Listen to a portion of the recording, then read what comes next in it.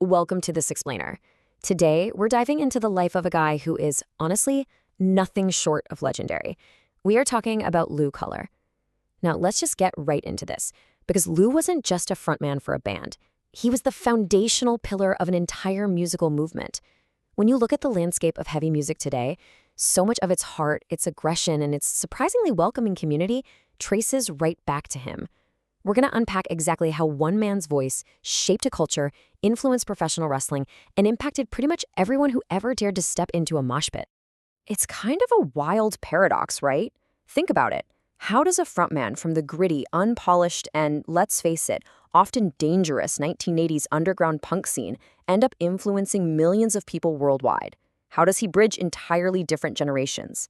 On one hand, you've got Lou's trademark scratchy roar, literally the soundtrack to the most aggressive, sweat-soaked mosh pits. But on the other hand, you have this massive, incredibly inclusive global impact. It definitely seems like a contradiction, but as we'll see throughout this explainer, that exact contradiction is what made him so incredibly special. Section 1. Defining a movement. Okay, before we go any further, we really need to set the scene. What exactly is NYHC? If you're uninitiated, New York hardcore wasn't just a style of music. It was this ferocious, heavy, and intensely community-driven subgenre of punk rock that just exploded in the 1980s. It was raw, it was lightning fast, and it was deeply tied to the streets of New York. This was a culture built by outcasts for outcasts, and it was just about to find its defining voice. Sick of It All emerged directly from the heart of that intense environment. Formed in Queens in 1986, they didn't just casually join the scene, they were immediately in the trenches. They played legendary, gritty clubs like CBGB and came up alongside heavy hitters like Agnostic Front, the Cro-Mags, and Madball. But here is the crucial thing to understand.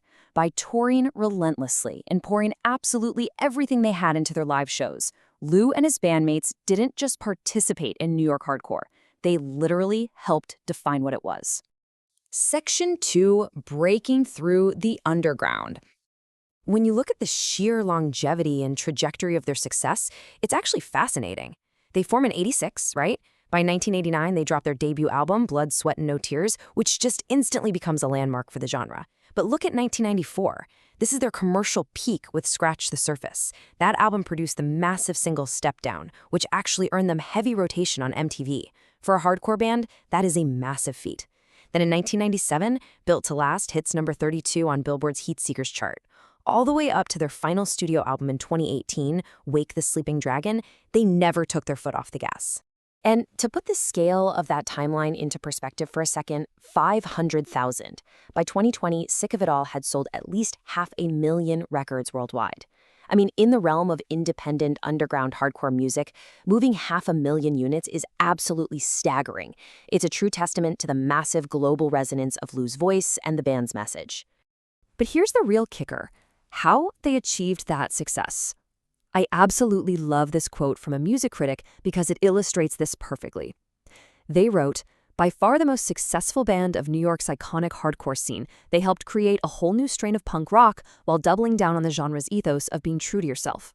They didn't sell out to sell 500,000 records. They didn't water down their sound for MTV.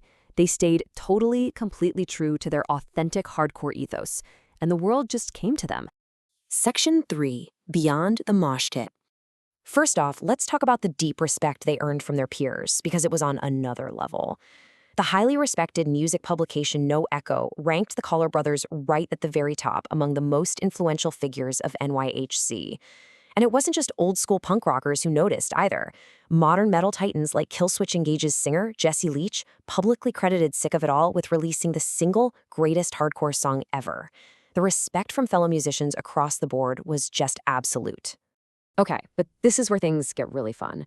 How on earth did a hardcore punk frontman end up inspiring a massive WWE superstar?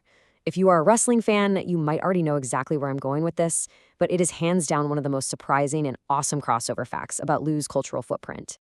It's clobberin time! Every single time WWE superstar CM Punk walks out to the ring, drops down to one knee, looks at his watch, and shouts this iconic phrase to literally millions of people watching on global television, he is paying direct, intentional tribute to Lou Koller. Lou used to shout this at the start of Sick of It All sets. It's such an incredible example of how far Lou's energy reached, all the way from a sweaty club in Queens to the main event of WrestleMania. Section 4. The Voice and Spirit. 12. That is the number of full-length studio albums Lou Koller fronted with Sick of It All, and across every single one of those 12 albums, his unmistakable, scratchy roar cut right through the mix. It was a voice just filled with righteous anger, working-class frustration, but most importantly, incredible passion. And man, was that iconic voice in high demand. Lou is basically the ultimate collaborator. Just look at this list of bands that sought him out for guest vocals. Gorilla Biscuits, Civ, Ensign, The Haunted. He even stepped completely outside of traditional hardcore to deliver vocals for the industrial supergroup Blood from the Soul on their 1993 debut. He was universally respected, and it seemed like every other musician constantly wanted a piece of his magic on their own records. Let's pause for a second, though, because we really need to get to the true heart of who Lou Koller was as a person. His bandmates recently released a statement, and I want to read a piece of it to you. Lou had the power to raise everyone's spirits at our shows with a smile and a sarcastic comment, and he won people over wherever we played, from every culture and every corner of the world. Think about the stark contrast there. He played some of the most aggressive, loud, chaotic music on the planet, but his personality was famous for being relentlessly positive, always smiling, and brilliantly sarcastic. He was this incredibly inclusive force in a very aggressive world. Section 5. An enduring legacy. Beyond the records, beyond the MTV rotation, and definitely beyond the wrestling tributes, Lou was a true bridge between generations. He completely embodied hardcore's ideal of inclusivity.